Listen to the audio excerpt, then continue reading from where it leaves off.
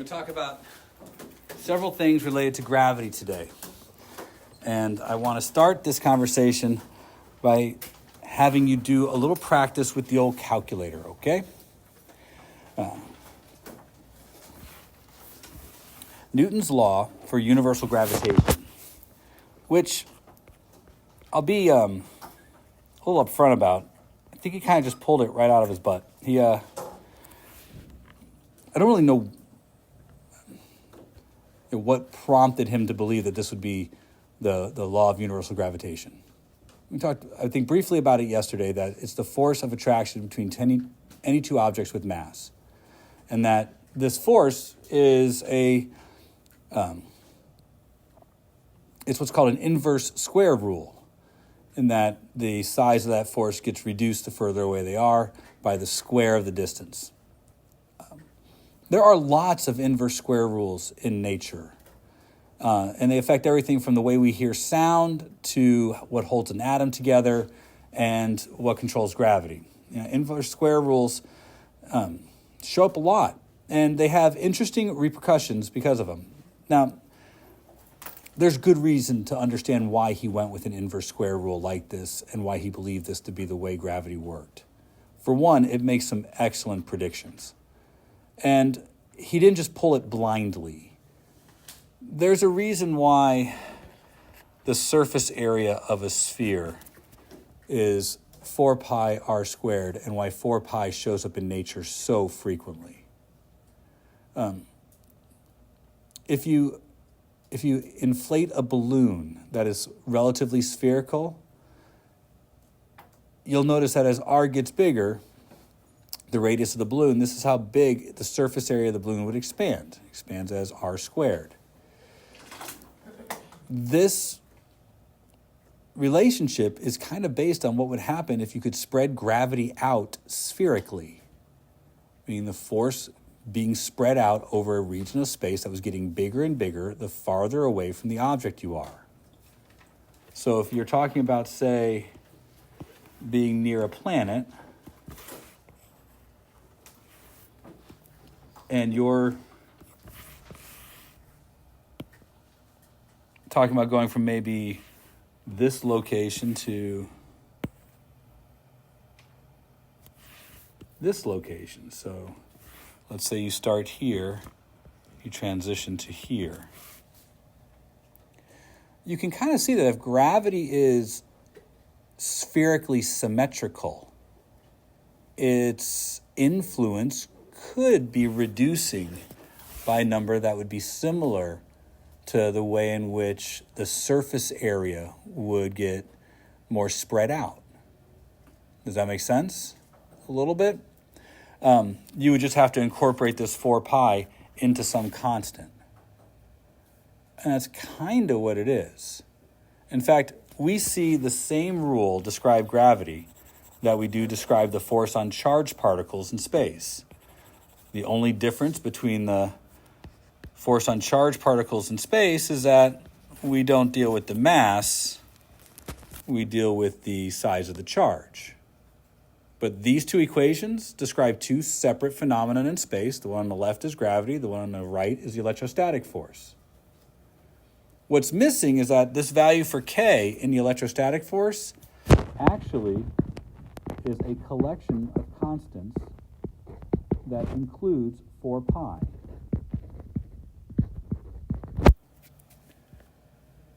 It shouldn't be a surprising idea that the surface area of a sphere shows up in regions in space where a force is related to something spherical. And that's why it shows up the way it does.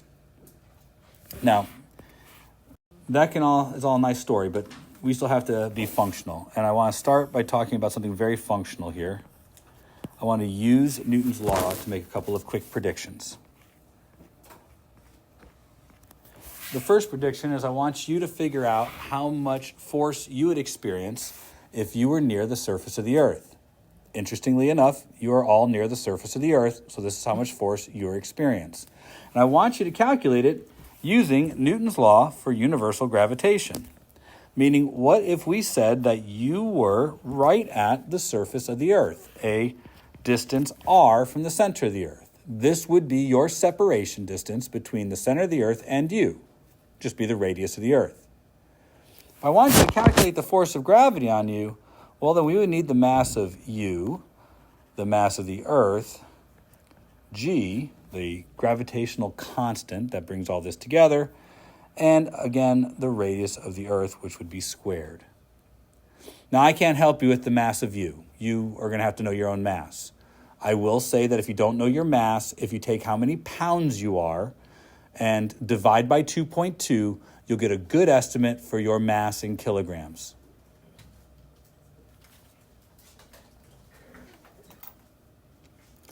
Now, I don't suspect you guys know the mass of the Earth, so I'll help you out. 5.97 times 10 to the 24th kilograms. And I don't suspect you have the radius of the Earth memorized, but it's 6.37 times 10 to the 6th meters. And in case you don't know G, although I think I told you yesterday what it was, 6.67 times 10 to the negative 11 Newton meter squared per kilogram squared. I know I'm not writing the times 10 to the, I'm just putting an E there, but we talked about this first semester, and if we didn't, I want to reiterate. I want you to use the EE button, and this is a reminder to do so. So I want you to take a minute and calculate out what this force must be for you. And then I want to see it on your paper, because I know if you've gotten it right or wrong, even without knowing your mass. It's about order of magnitude and whether you're pushing the buttons correctly. We're not going to push buttons much today, but we are going to push them right now. So if you would, please, push quickly. I'm giving you 60 seconds to do this. You're just multiplying a couple of numbers together. Prize, because we've already done this. Force equals mg. We're talking about the force of gravity. Right? That's all this is. In fact, you should be able to prove it. Let's prove it right now. You're going to do something more for me. Ready? If we actually were going to just drop you near the surface of a planet, then you would experience a downwards acceleration due to an unbalanced force, correct? So, that net force would equal ma.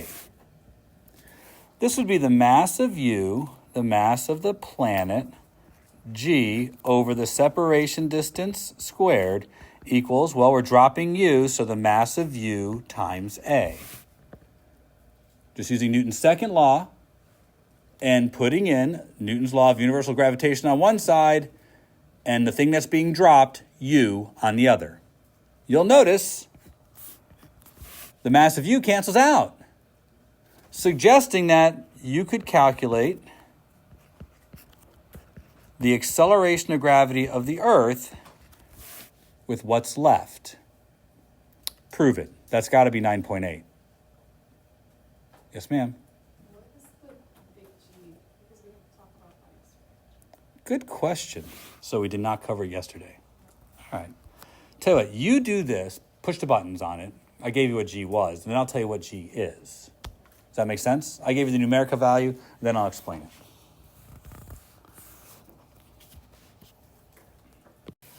All right, so marker point number 1. What I mean by that is there are several things I want you to be able to do. This is the first.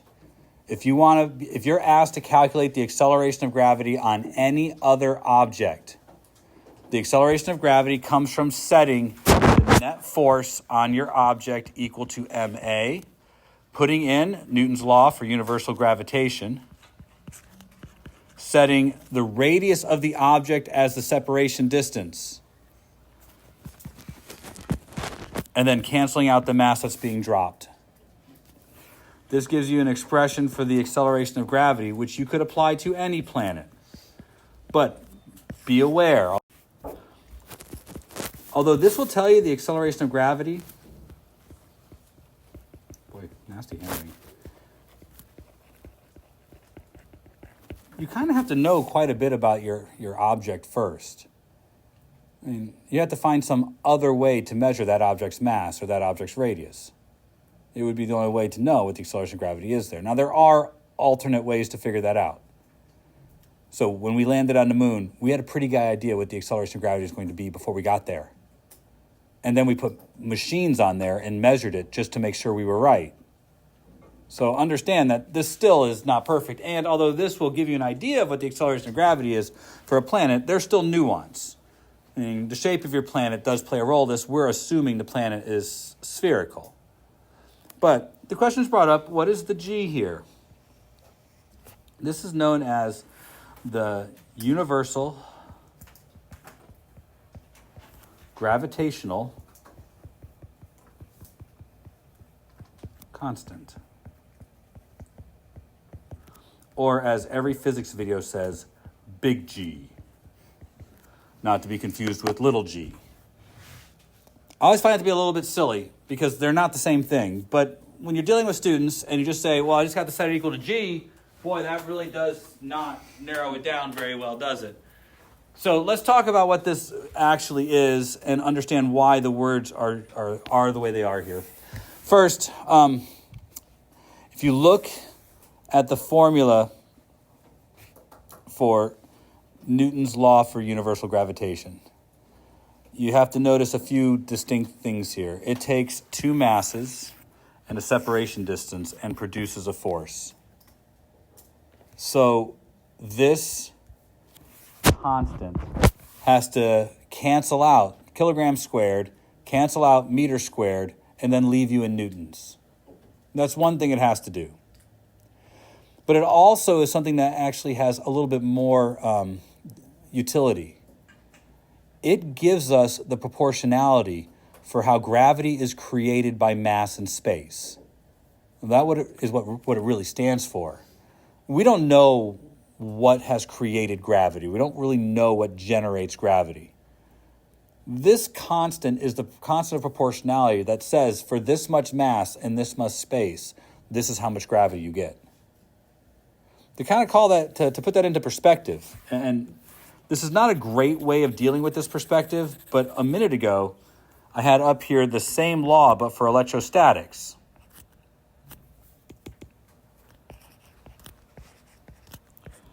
The law between charged particles that would explain the force. Same thing, except this isn't mass, this is charge. In chemistry so far, I've yet to teach my students that charge is measured in coulombs.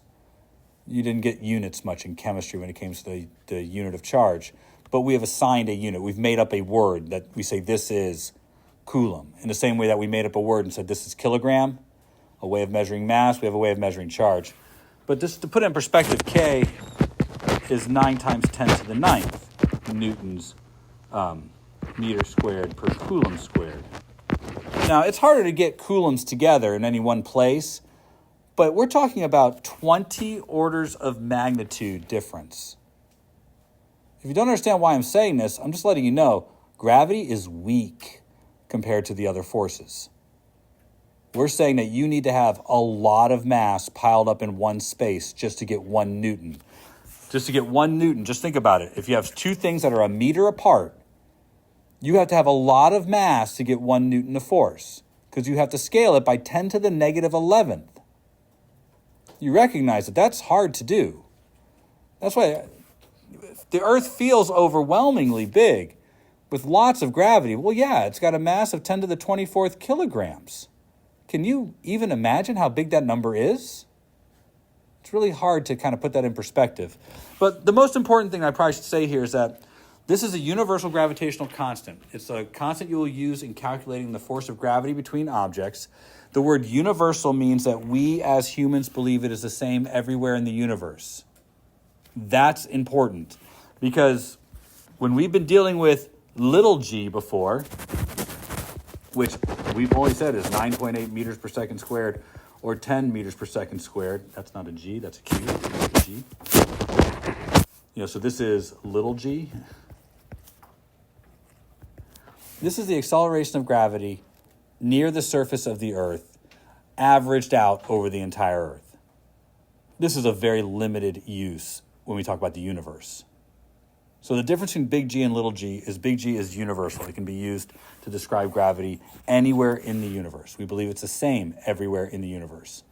There are some potential theories where it might vary in certain types of situations, like inside a black hole and stuff like that. But for the most part, as long as normal space hasn't been torn, we believe that this is the value that controls gravity everywhere in the universe. Fair enough? Way over-explained it? Good. So, milepost number 1 was you can calculate the acceleration of gravity on other planets. Of course, as I said, you would have to know things about those other planets. Let's just make a quick thing. Mass of the planet, g, and radius of the planet squared. For some problems, that's pretty easy. Mars, the moon, spherical asteroids, stuff like that wouldn't be so terrible. It's kind of stupid to talk about what the acceleration of gravity would be on Jupiter with no surface, gas giant, but people bring it up all the time. It's going to be a lot. No, I don't really know if it's going to be or not because you'll plunge right through the clouds. When we're talking about acceleration of gravity, though, the acceleration you would experience if you were tossed into the clouds of Jupiter, well, that would be okay. It just wouldn't last that long as you start plunging through the clouds and there's less and less mass underneath you. So when we talk about this, we're talking about on the surface of a spherically shaped object. Let's get to what I really wanted to talk about today, which is orbits. There are 2 kinds of orbits we're going to talk about. And although there are more, the 2 basic kinds of orbits are spherical and elliptical. Most things orbit in an elliptical path. But we're going to talk about spherical because the mathematics is much easier to discuss when we discuss spherical orbits. I gave you a little picture of what a spherical orbit should look like, but I'm going to kind of draw it out on here. So for an object that's in circular, an object that's in circular orbit. So I've kind of drawn it out here. Our object in the middle, we'll say it's a planet, and our object that is orbiting, we'll say it's a satellite.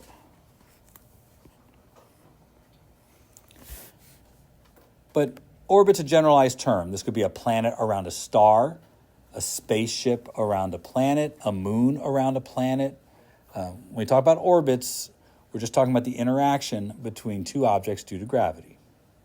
Now, a circular orbit should hearken you back to our conversations of first semester when we talked about things that traveled in a circular path. A circular orbit is one in which the gravitational force causes a centripetal acceleration. Do I need to say that 10 times or am I good? Okay. A circular orbit occurs when the gravitational force causes a centripetal acceleration.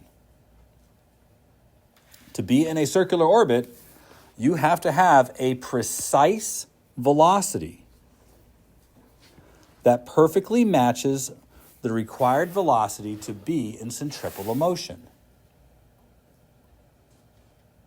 If your velocity is too small, and this is important, if your velocity is too small, you fall inside your circular orbit, potentially creating an elliptical orbit or potentially crashing into the planet.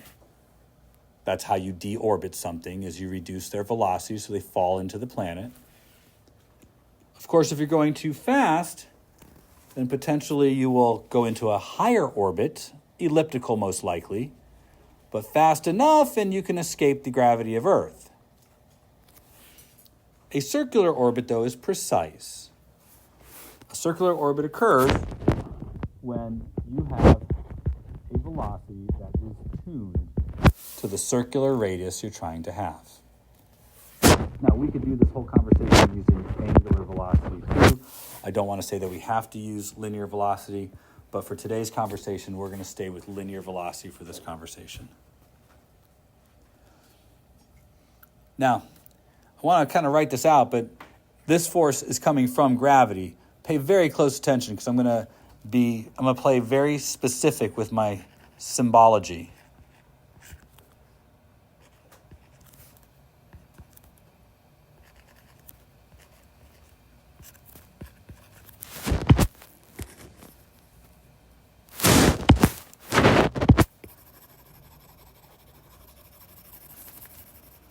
Now, if you'll notice, one of the things I've done here is I've not made the R's the same, and I've not made all the M's match up. That's intentional. When we deal with this, you have to understand, although sometimes these symbols mean the same thing, it's your responsibility to know if they're the same or not. This R is separation distance.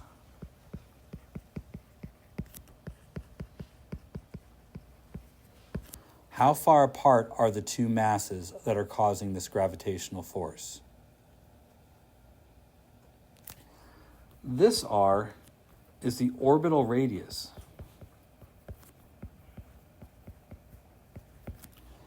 These aren't necessarily the same distance. They're only the same distance if the center of mass of the system is at the center of your system. I know that sounds like a complicated, redundant sentence. It is not. These two r's are only the same if the center of mass of your system is at the center of your system.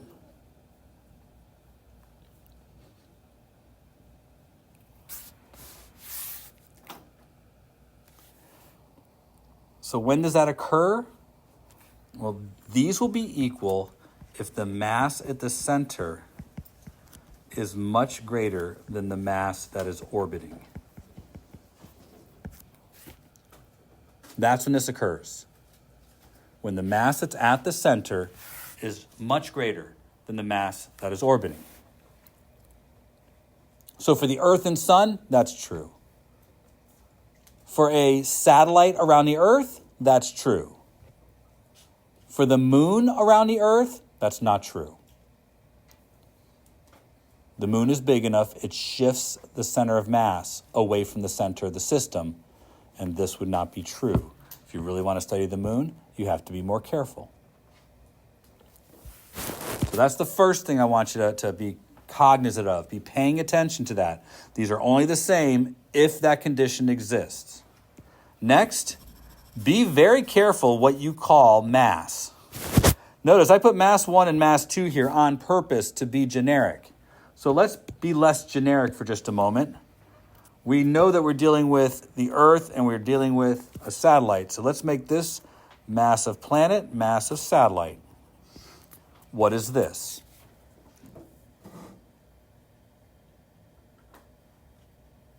Which M should I put here?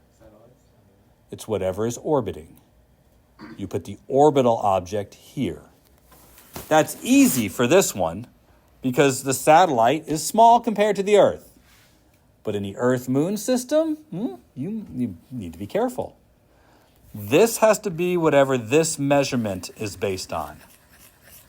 Whatever the orbital radius is based on, that's the mass you use.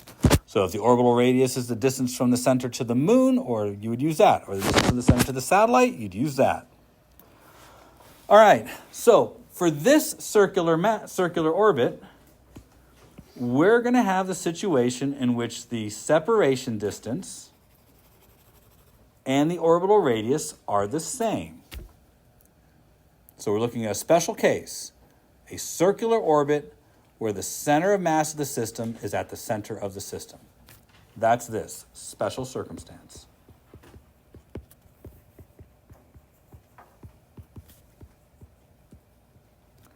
There are two conclusions I want you to make from this.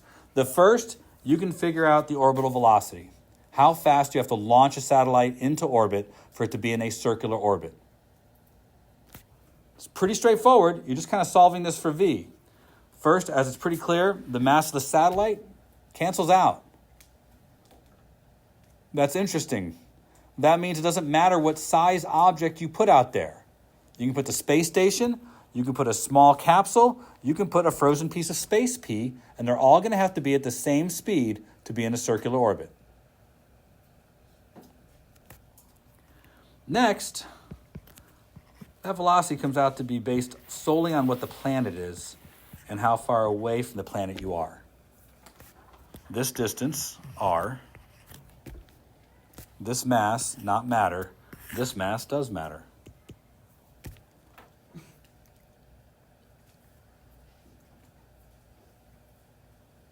And again, this is called the orbital velocity.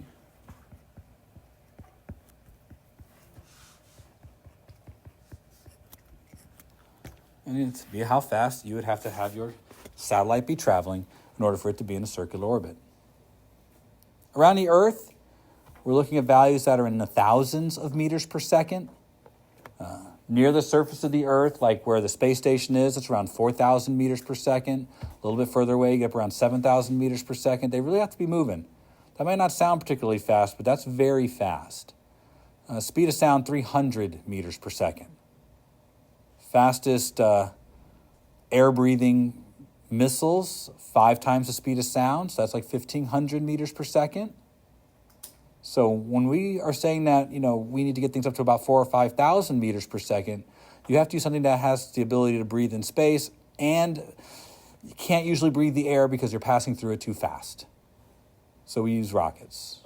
They take their air up with them. And also, just to be clear,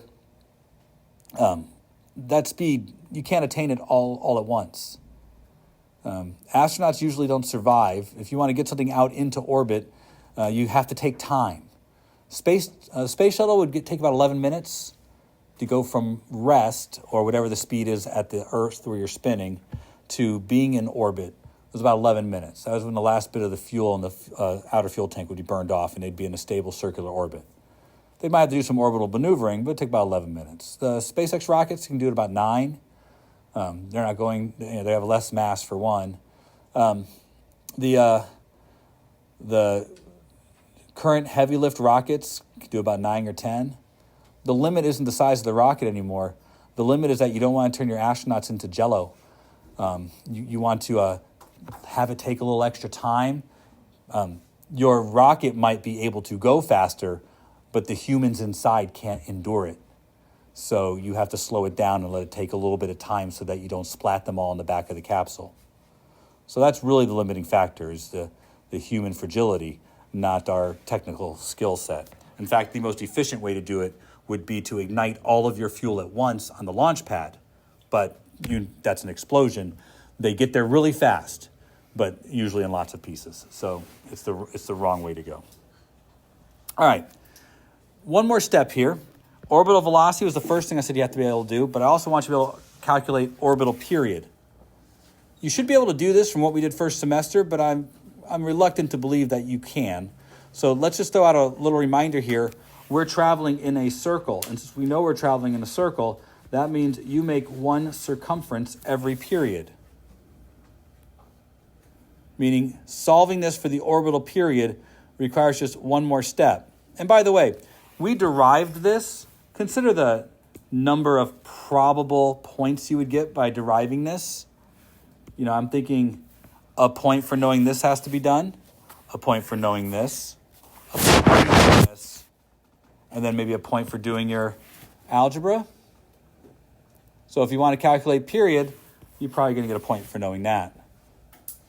But it's not hard. Just substitute in, and then you have a way of calculating the period. So orbital period will be 2 pi r over the period equals the square of mpg over r. I'll stick with the small r because that's what I started this with, and I'd rather be consistent across the problem.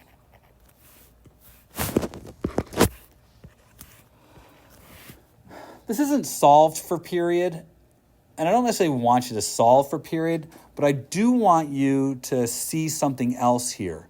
I know that you guys can't solve this for period. You can do algebra.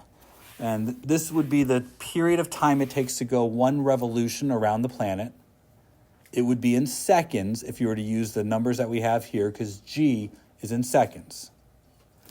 But I want you to get rid of the square root and cross multiply. Can you do that real fast?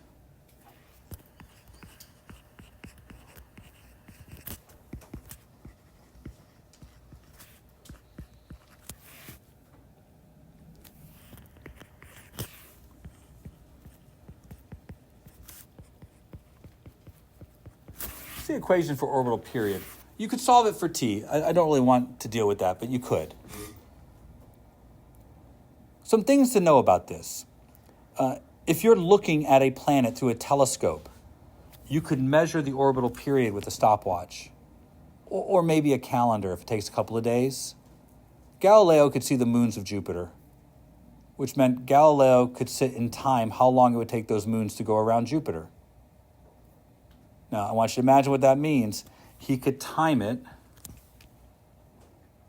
He could measure how far away those moons were from Jupiter by looking at the arc angle that the satellites made from the planet.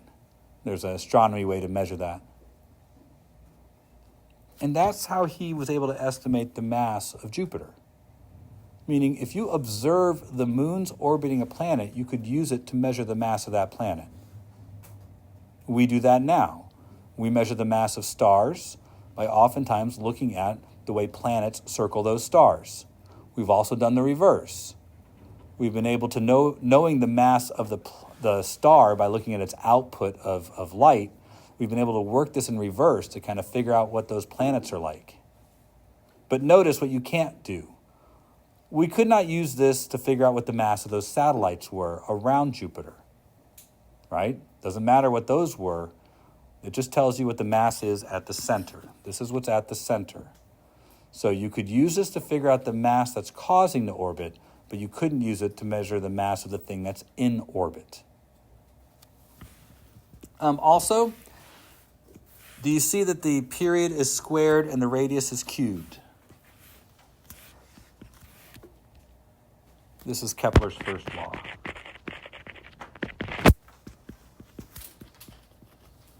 Kepler is a mathematician. He's credited with astronomy work because he applied his mathematician skills to astronomy. He looked at hundreds upon hundreds of observations of planets moving around the sun and came up with 3 basic theories about the way planets orbit stars. They are persistent today, and this is Newton's law proving Kepler's first law to be true, that the square of the period of an orbit is proportional to the cube of the radius. That's one of Kepler's laws about orbits. Now, I'm going to back up a little bit and point out the 3 things we've talked about today.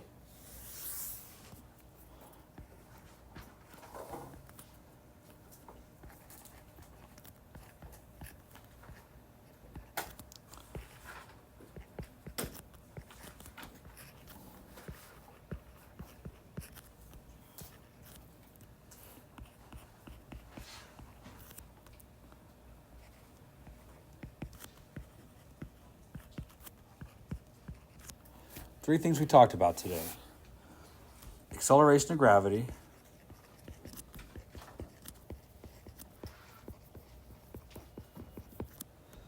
orbital speed, orbital period.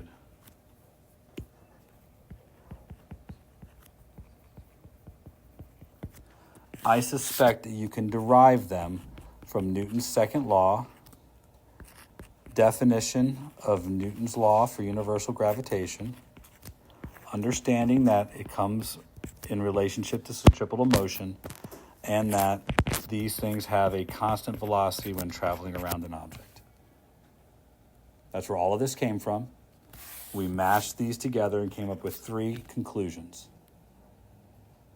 I'm not going to do a whole bunch of let's punch the numbers in and prove that these are true. That's on you. It's the easiest thing for you to do is to practice this. I don't know that you could practice this and know if your answers mean anything because you don't know how fast they're supposed to be going. But you know that it takes the moon about 28 days to go around the Earth. Look up the Earth-Moon distance. I already gave you the mass of the Earth. You know that it takes the Earth 365 days to go around the Sun. Look up the Earth-Sun distance. The mass of the Sun is 1.99 times 10 to the 30th kilograms. Try it out. See if you get 365 days for the period. These are your first 2 homework assignments. They're already on the homework. You should try them tonight. It's mostly button mashing and making sure you're pushing the buttons correctly. But you should also understand that this comes in seconds straight off your calculator. You will have to convert it to something meaningful. Understand that when you're converting a period, convert it to the most useful value. I don't want to know that it takes hundreds of thousands of minutes to go around the sun. Put it in days. That makes more sense. But practice these. Now, tomorrow we're going to talk about energy and elliptical orbits. But please, don't wait on it. start some of your homework questions tonight. Do the first couple. I'm sorry, I'm not done. Caveat.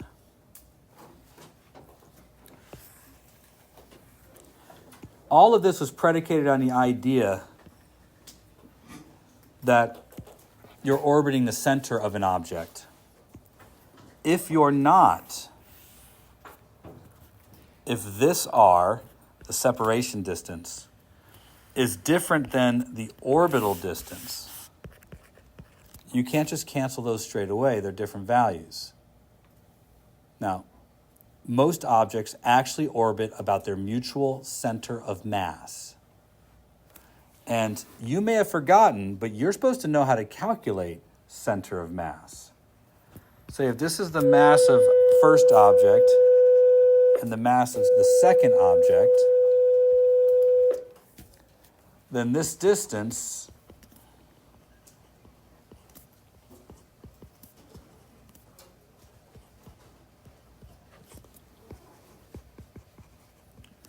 is how you calculate center of mass. It's just a weighted average.